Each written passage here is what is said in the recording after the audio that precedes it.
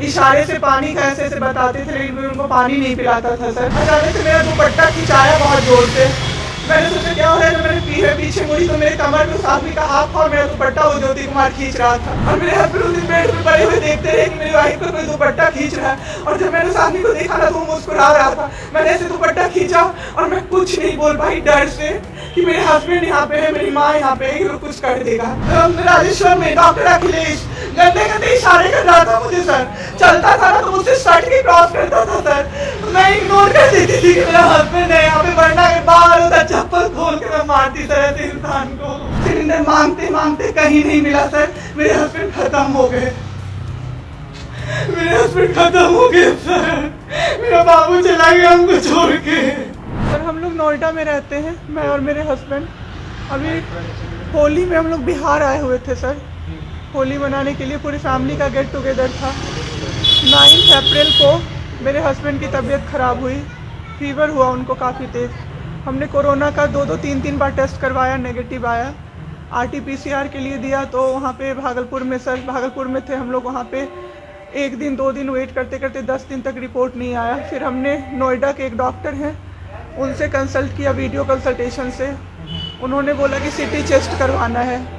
हम लोग भागलपुर गए और CT चेस्ट करवाए तो उसमें उनका इन्फेक्शन आया। 60% लंग्स उनका उसमें इन्फेक्टेड था, डैमेज नहीं था, इन्फेक्टेड था बस। बाकी लंग्स का हर चीज़ परफेक्ट था, सारा चीज़ नाक का गले का सब कुछ नॉर्मल था, उसमें रिपोर्ट में था। फिर हम लोग नेक्स्ट डे ग्लोकल हॉस्पिटल है भागलपुर में, ग्लोकल हॉस्पिटल लेके आए। वहाँ पे एडमिट कराया हमने ICU में। मेरी मदर की भी तबीयत ख़राब थी, मेरी मम्मी और मेरे हस्बैंड दोनों एक साथ एडमिट हुए। वहाँ पे इतनी लापरवाही हुई उनके साथ, इतनी लापरवाही हुई। डॉक्टर्स आते थे बस विजिट के लिए, 10 मिनट देख के गए। उसके अलावा जितने भी वहाँ पे नर्स थे, कंपाउंडर्स थे, सारे के सारे जल्लाद थे सर। कोई दवाई तक नहीं देना चाहता था पेशेंट। मेरी मदर टचवुड बेटर कंडीशन में थी थोड़ी, मेरे हस्बैंड बोल भी नहीं पा रहे थे उस समय तक। इशारे से पानी का ऐसे ऐसे बताते थे, लेकिन कोई उनको पानी नहीं पिलाता था सर। वो मुझे हार के फ़ोन करते थे कि पानी पिला दो। जब मैं अंदर जाती थी तो ये लोग हल्ला करते थे कि क्यों जा रहे हो अंदर। फिर भी मैं जाके उनको पानी पिलाती थी, जूस पिलाती थी।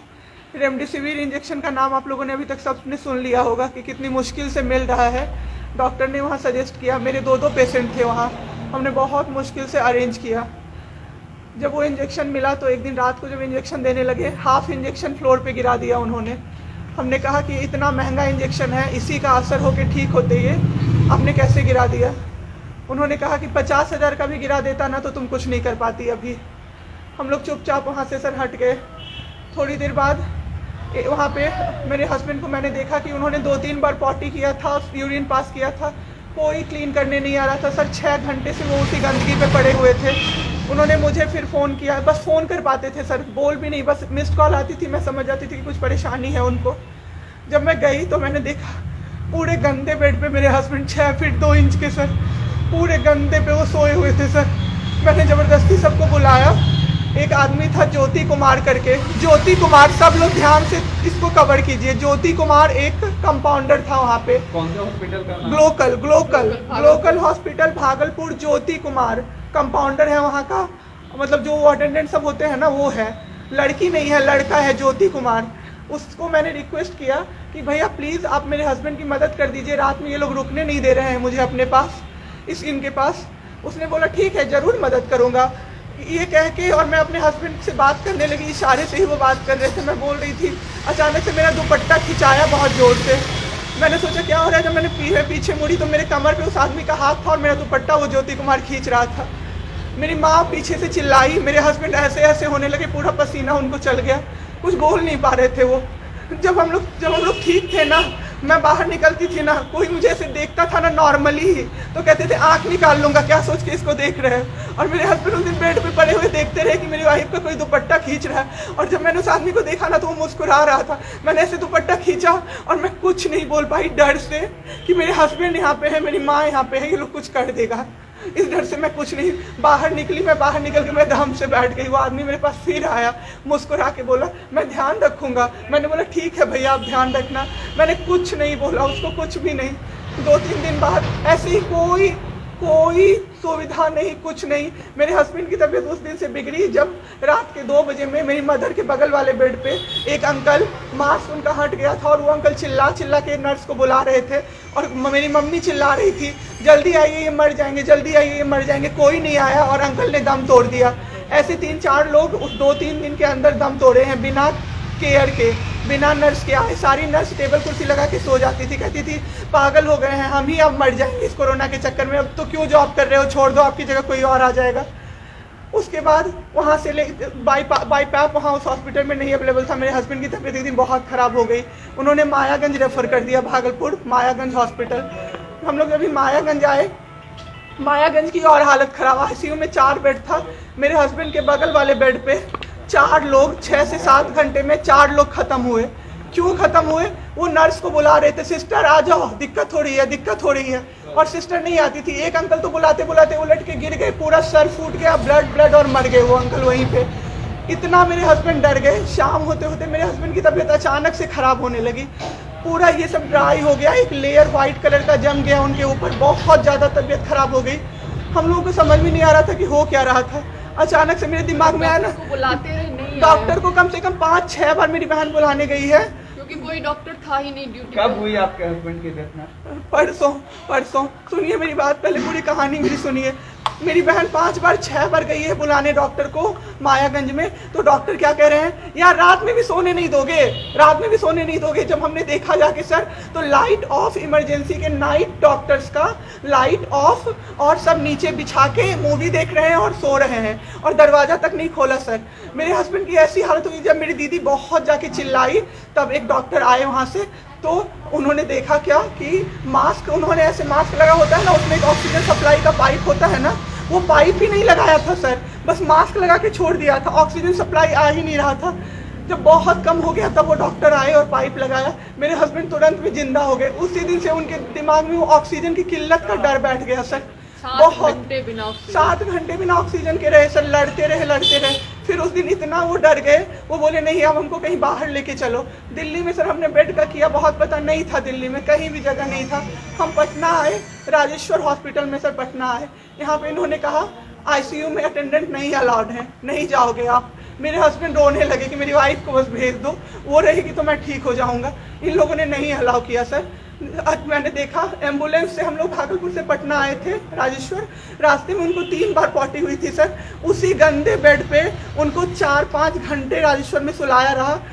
मैं 10 बार जाके बोली बाहर से कि सर प्लीज़ बेड क्लीन कर दीजिए, वो हम लोग देख लेंगे ना। एक डॉक्टर निकले, मैंने बोला, वो मेरे हस्बैंड अंदर से ना बोल नहीं पा रहे थे, अंदर से ऐसे ऐसे कर रहे थे, बुला रहे थे सबको। मैंने कहा सर वो बुला रहे हैं किसी को बाहर से, तो एक डॉक्टर मुझे कहता है अरे छोड़िए ना, वो छोड़ा तो ऐसे ही बौखला रहा है जब से आया है। मैं उस समय कुछ नहीं कर पाई सर। उसके बाद उनका ऑक्सीजन लेवल जब 37 हो गया, तब मेरे साथ मेरी दीदी थी, मेरे जीजा जी थे और मेरे जेठ थे। तब मैंने अपने जीजा जी को बोला कि अब मेरे से नहीं रहा होगा, मुझे किसी तरह से अंदर भिजवाइए। तब उन्होंने ज़बरदस्ती मुझे अंदर भेजा और 37 से 74 मैंने कर दिया 10 मिनट में। मेरे बाबू का ऑक्सीजन लेवल मैंने बढ़ा दिया। उसके बाद इन लोगों ने मुझे बोला, मैंने बोला सर अटेंडेंट अलाउड है, सारे के अटेंडेंट बैठे हुए थे। तो एक डॉक्टर ने मुझे बोला अटेंडेंट अलाउड नहीं रहेंगे तो कैसे काम चलेगा, सब तो कोरोना से बीमार पड़ रहे हैं, हम लोग कितना देखें, हम लोग क्या मर जाए खांसते खांसते सबको देख के, बैठिए चुपचाप और देखिए। 15 दिन तक सर एक टेबल पे एक लगातार मैं बैठी हूँ। आज 1 महीना पे मैंने ब्रश किया है सर, 1 महीने पे ब्रश किया है मैंने। बाबू को बहुत ठीक कर दिया, इतना स्ट्रॉ लगा के सर, मास्क के अंदर से स्ट्रॉ लगा के बाबू को मैंने जूस, दाल, रोटी सब कुछ पिलाया सर। इतने ठीक हो गए ना कि जो डॉक्टर फर्स्ट डे बोला था ये बचेगा नहीं, वो डॉक्टर सर 3-4 दिन बाद कहता है टचवुड क्या कर दिया आपने इनके साथ, ये तो एकदम ठीक हो गए, गजब का फाइट दिया आप दोनों ने मिलके।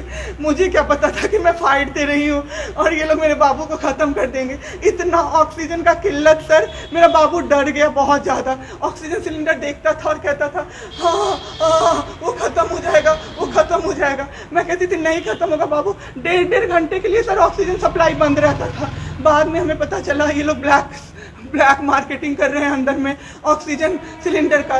जो अस्पताल वाले हैं ना, वो ऑक्सीजन सप्लाई बंद कर देते थे ताकि बेचैन होके लोग खरीदें उन्हीं से। हम भी खरीदे सर, मैंने भी खरीदा, क्या करते, हमें भी तो चाहिए था।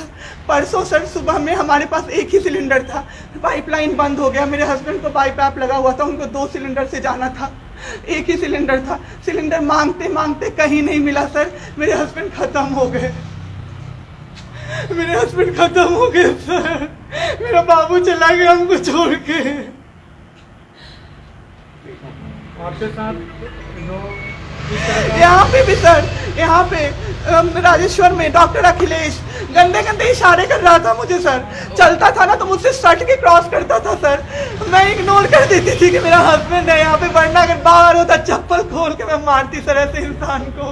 वहाँ पे मायागंज हॉस्पिटल में डॉक्टर्स, कोई भी डॉक्टर नहीं आता है, कोई सीनियर डॉक्टर नहीं, जूनियर डॉक्टर नहीं, और पेशेंट की सिर्फ एंट्री कर देते हैं कि फिजियोथेरेपी किया गया। ये मेरे बाबू नाक का क्या करते हैं, नेबुलाइज किया गया, 4 बार नेबुलाइज किया गया, कोई चीज़ नहीं होती है, सिर्फ पेशेंट की एंट्री कर देते हैं।